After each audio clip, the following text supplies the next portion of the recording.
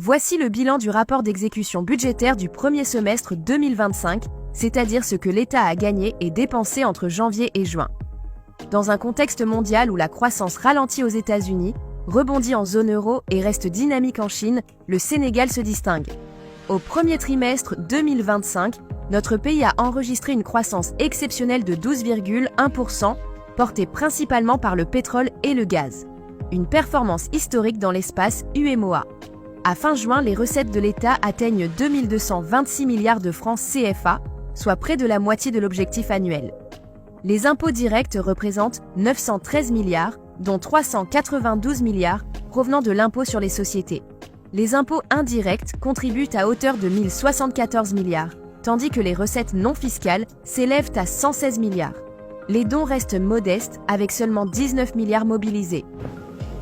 Comme vous le savez, le président de la République, son Excellence Bassirou Diomaye Diakhar Faye, attache une importance capitale à la mobilisation des ressources internes et au renforcement des capacités endogènes.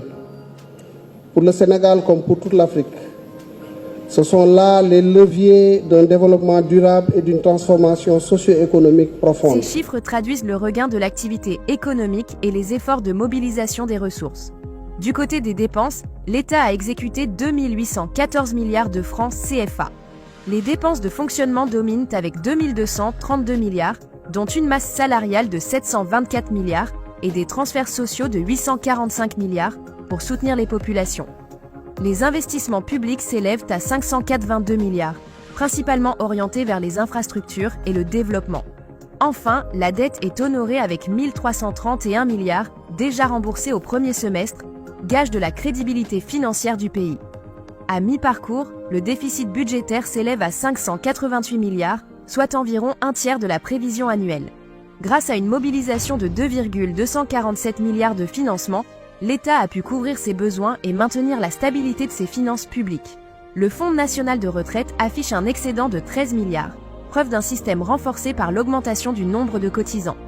Pour les organismes publics, sur un budget global de près de 1459 milliards, environ 30% ont été utilisés et leur dette atteint 820 milliards, principalement concentrée sur le secteur routier à travers le FERA. En résumé, le Sénégal avance. Les performances du premier semestre 2025 témoignent d'une économie en plein essor, soutenue par les hydrocarbures, une mobilisation accrue des recettes et une gestion rigoureuse des finances publiques.